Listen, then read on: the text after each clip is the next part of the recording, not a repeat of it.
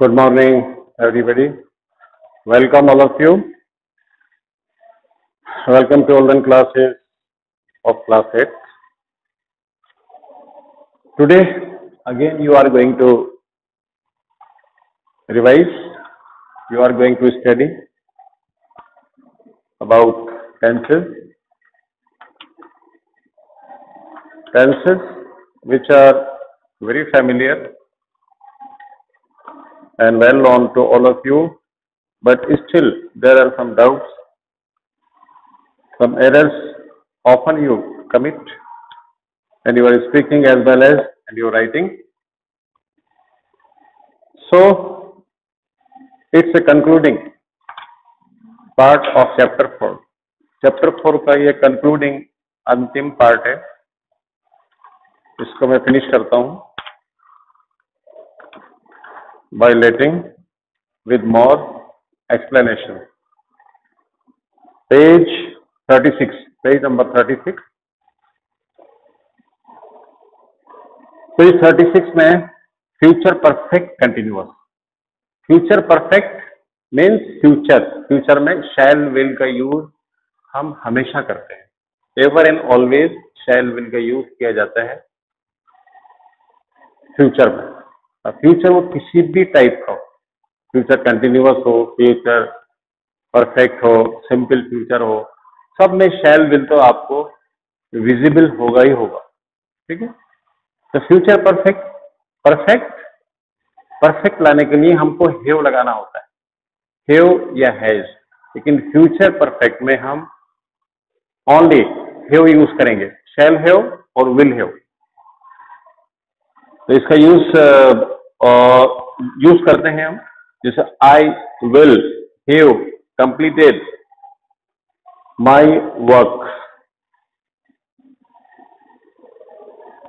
Bye 13 जुलाई. 30 जुलाई तक, कल तक मैं अपना काम पूरा कर लूंगा या कर चुका हूंगा. इस तरह से मैंने आपको ये बात समझाई थी, बताई थी.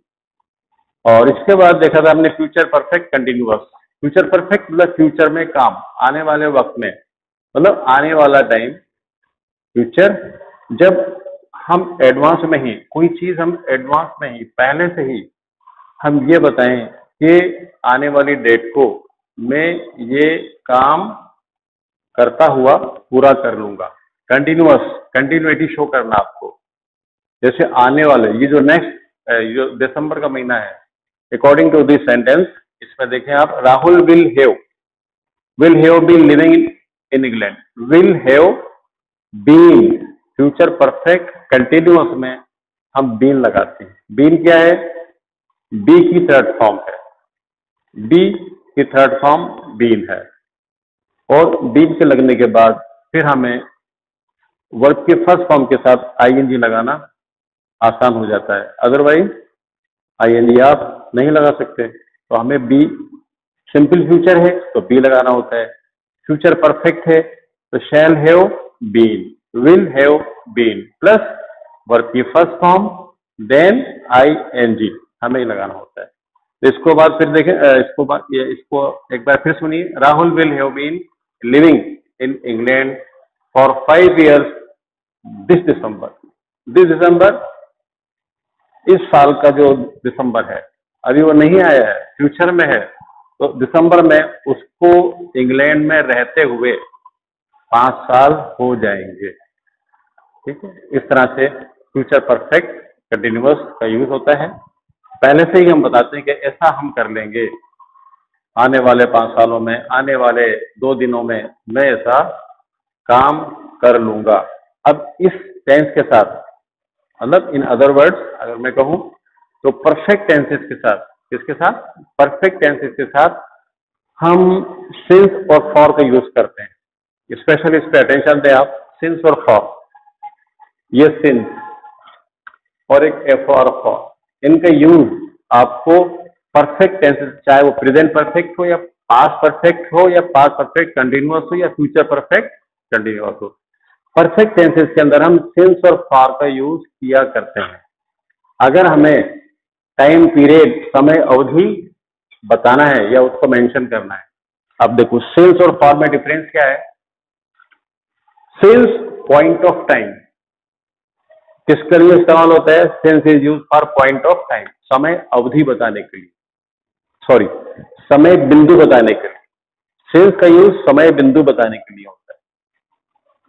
पॉइंट ऑफ टाइम मतलब अनिश्चित टाइम, जिस टाइम का पता ना हो कब से स्टार्ट हुआ, समय अवधि इसमें नहीं दी जाती, टाइम पीरियड इसमें, फिक्स टाइम पीरियड इसमें नहीं दिया जाता। ये केवल हिंट होता है, इशारा होता है।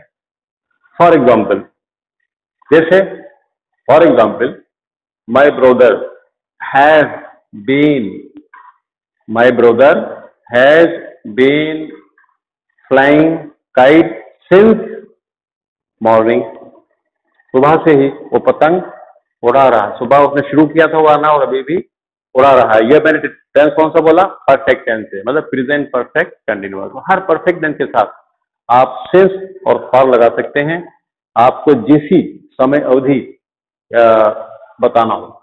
अगर उसको टाइम शो करना है, अगर वो टाइम अनिश्चित है, अनसर्टेन है, तो आप लगाइए सिंस। और अगर समय अवधि, टाइम पीरियड आपके पास फिक्स है, डिसाइडेड है, तो आप लगाइए FOR फॉर। फॉर कहाँ यूज करते हैं हम? पीरियड ऑफ टाइम के लिए, पीरियड ऑफ टाइम के लिए, समय अवधि। I have been teaching all of you for 10 years, पिछले, for the last 10 years, for आ गया, पिछले 10 साल या 10 years आ गए, यह समय अवधि आ गई, फिक्स टाइम आ गया। मैं आपको पिछले 10 साल से इस स्कूल में पढ़ाता आ रहा हूं। 10 साल पहले शुरू किया था और मेरी पढ़ाना अभी भी कंटिन्यू है। तो मैं जो सेंटेंस बोल रहा हूं आपके सामने, ये सेंटेंस प्रेजेंट परफेक्ट का है। तो परफेक्ट टेंस कोई सा भी हो, आपको सिंस और फॉर उसमें आप लगा सकते हैं। अगर आपको उसमें समय अवधि या टाइम पीरियड कोई सा भी आपको उसको मेंशन करना, सिंस और फॉर तो फॉर, इसको आप ध्यान रखें। तो ये कुछ सेंटेंसेस है आपके सामने, पेज नंबर 37 पे। 37 पे ये जो ब्रैकेट में लिखे हुए हैं ना, ब्रैकेट में जो फॉर्म्स ऑफ वर्ब लिखे हुए हैं, फर्स्ट फॉर्म लिखी है वर्ब की, इन सब के साथ आपको ING ऐड करना है। ING आपको लगाना है सबके साथ। और क्या करेंगे आप? सेंटेंस नंबर 1 सुनिए। Aman will have been working, Aman will have been working. ये टेंस कौन सा हुआ? Future perfect continuous. For 20 years आ गया फॉर, पिछले 20 सालों से, गत 20 सालों से, 20 वर्षों से हुई काम। हाँ, तो in this company for when he retire, जब वो रिटायर होगा, जब उसका रिटायरमेंट होगा, तो इस कंपनी में अमन को काम करते हुए कितने साल हो जाएंगे? 20 साल वो पूरे कर चुका होगा, कर रहा होगा। अगर आप कंटिन्यूटी शो करना चाहते हैं और उसका आप हिंदी में अनुवाद करना चाहते हैं, तो हिंदी अनुवाद इसी तरह होगा, कर रहा होगा, या इस टाइप से होगा, मतलब उसने कितने साल पूरे कर लेगा at the time of retirement. Second है आई है तो शेल लगाइए। I shall have been sleeping for 3 hours, या भी फॉर आ गया क्योंकि आवर्स फिक्स है, आवर जो है वो डिसाइडेड है। तो 3 घंटे से, पिछले 3 घंटे से मैं सो रहा हूंगा। ठीक है, इसी तरह से आपको ये सारे के सारे अटेम्प्ट करना है। पेज ये आपका 1 to 10, फ्रॉम 1 to 10 जो एक्सरसाइजेज हैं आपकी ओवर हो गई है, कंप्लीट हो गई है, और आपका सिलेबस भी कंप्लीट है। बल्कि एक लेसन, 1.5 लेसन अपन एक्सेस कर गए, वो तो ज्यादा ही पढ़ लिया अपन, नो प्रॉब्लम। अगर अपन ज्यादा पढ़ते हैं, पढ़ाई के नाम पे अगर अपन कुछ जाती करते हैं तो अच्छा करते हैं, है ना, वहां बुराई नहीं है, तो आप कर सकते हैं। नेक्स्ट चैप्टर आपका 5 है, इसको हम लेंगे बाद में, लेकिन अभी मैं आपको लिए चलता हूँ वॉकेब की तरफ। वॉकेब का मतलब vocabulary, page number 82, page number 82, synonyms and antonyms. It is also familiar, to all of you in previous classes. We have gone through all of them. पर्यायवाची, विलोम शब्द, इनके बारे में. But it is very important as per knowledge of viewers. तो synonyms पर्यायवाची. अब ये कुछ एक्सप्लेनेशन यहाँ लिखा है, मैं इसको पढ़ता हूँ, आप सुने. Words are main medium of expression in language. हमारी भाषा क्या है?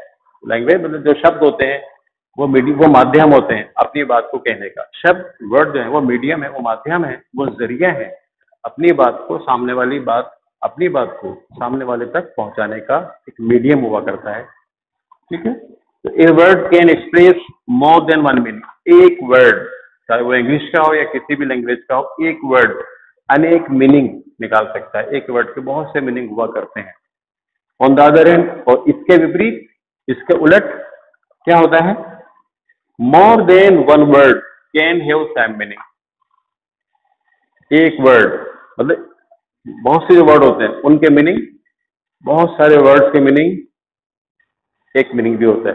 मतलब बहुत सारे मीनिंग, जैसे कि आपके इसमें है एडिक्वेट. एडिक्वेट का देखें आप, सफिशिएंट और एनफ. आप सफिशिएंट, एनफ और एडिक्वेट तीनों का मीनिंग सेम है, एक है. तो ये क्या कहलाएंगे? पर्यायवाची. इनको हम कहेंगे सिनोनिम्स. SY स्पेलिंग याद कर लेना आप सिनोनिम्स की. सेकंड पॉइंट देखिए इसमें, द वर्ड और phrase have same meaning as another word. It is known as synonyms.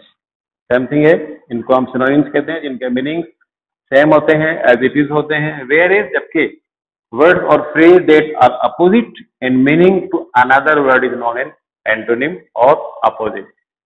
और एक शब्द के उलट, डे का नाइट, दिन का रात, तो ये जो उलट जो अपोजिट मीनिंग होता है वो कहलाते हैं एंटोनिम्स.